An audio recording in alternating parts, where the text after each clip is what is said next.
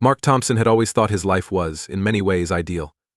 At 35, he had a stable career as an architect, a beautiful home, and a wife, Emily, whom he had adored since the moment they met 5 years ago. They seemed like the perfect couple, happy, loving, and deeply connected. To their friends, they were the picture of modern love, spontaneous weekend getaways, candlelit dinners, and shared dreams of a future filled with adventure and travel. But beneath this polished surface, Mark had begun to notice small cracks. Emily, a freelance graphic designer, had started spending more time out of the house, ostensibly for work meetings or last-minute client emergencies. Her explanations were always just plausible enough to be believable. But there was a slight edge to her voice, a restlessness in her demeanor, that Mark found unsettling. He tried to dismiss these feelings, attributing them to his overactive imagination. After all, everyone said that marriage goes through phases, periods where things might feel a little off. He told himself that it was just the ebb and flow of a long-term relationship. Still, doubt gnawed at him quietly, like a faint but persistent whisper at the back of his mind. One Thursday evening, as Mark sat alone in their living room, a glass of whiskey in hand, his thoughts drifted back to the past few months. Emily had begun coming home later than usual, often tired and irritable. She claimed that a big project was taking all her energy, but something didn't sit right with him. When he tried to ask her about it, she would brush him off, claiming he was being paranoid. The signs were their vague text messages she quickly hid when he walked by, unexplained charges on their credit card, and the faint scent of cologne that wasn't his lingering on her clothes. He had almost convinced himself to let it go, to trust that everything would go back to normal.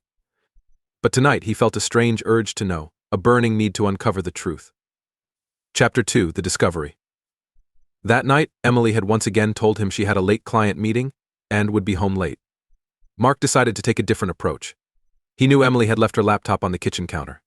As she had done many times, she left it open, assuming Mark would never look through it. But tonight was different. He felt a pang of guilt as he opened her laptop, but he quickly brushed it aside. He needed answers. He began by looking through her emails, nothing suspicious there. Next, he opened her calendar. To his surprise, there were no client meetings scheduled for the evening. His heart began to race. He moved on to her messages. Most of them were mundane, but then he saw a conversation with a contact named AJ. As he read through the messages, his hands started to tremble. They were flirtatious, intimate, filled with inside jokes and references to secret meetups. The latest messages confirmed his worst fear: she had gone to meet this AJ tonight. Mark's heart pounded in his chest. He felt a mix of rage and betrayal. How could she do this to him? To their marriage? Without thinking, he grabbed his car keys and drove to the address he had seen in one of the messages. The address was unfamiliar, but as he approached, he realized it was a small motel on the outskirts of town. He parked a few blocks away, not wanting to be seen. He sat in his car, staring at the motel, every fiber of his being screaming at him to go inside, to confront them, to demand answers. But he forced himself to stay calm. Instead of barging in, he took out his phone and dialed his friend, Jake, who worked as a private investigator. If anyone could help him, it was Jake. "Jake, I need a favor," he said, trying to keep his voice steady. "I think Emily is cheating on me. I need proof." Jake was silent for a moment. "Are you sure, Mark? You know what you're asking?" Mark's voice cracked. "I need to know for sure." "Okay," Jake replied. "I'll be there in 10 minutes. Don't do anything rash." Mark agreed. And true to his word, Jake arrived shortly after, dressed in plain clothes and carrying a small camera.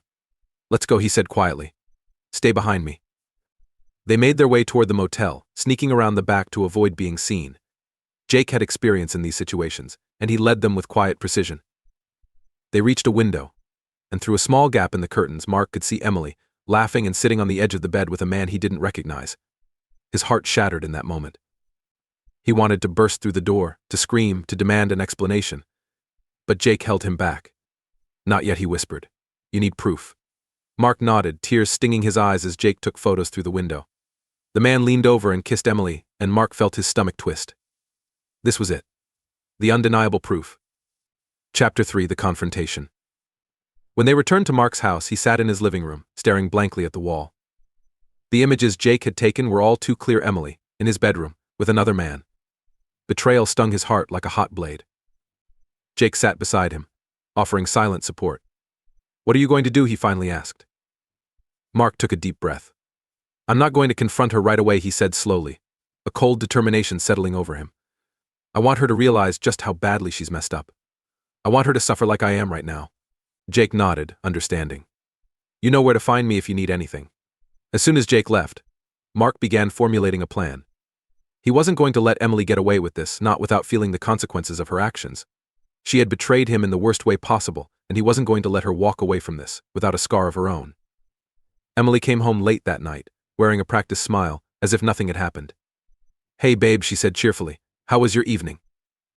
Mark forced a smile in return, suppressing the rage and pain that boiled within him. "Fine," he replied, his voice tight. "Just worked on some projects." She leaned in to kiss him, but he turned his head slightly. "I'm tired," he mumbled, pretending to yawn. "I think I'll head to bed." Emily looked a bit puzzled but nodded. "Okay, I'll be up in a bit." As he lay in bed, Mark felt the adrenaline surge through him. His mind was racing, and he knew he had to act quickly if he wanted to execute his plan. He waited until he heard Emily fall asleep, then slipped out of bed and went to his home office. He needed to make sure every detail was perfect.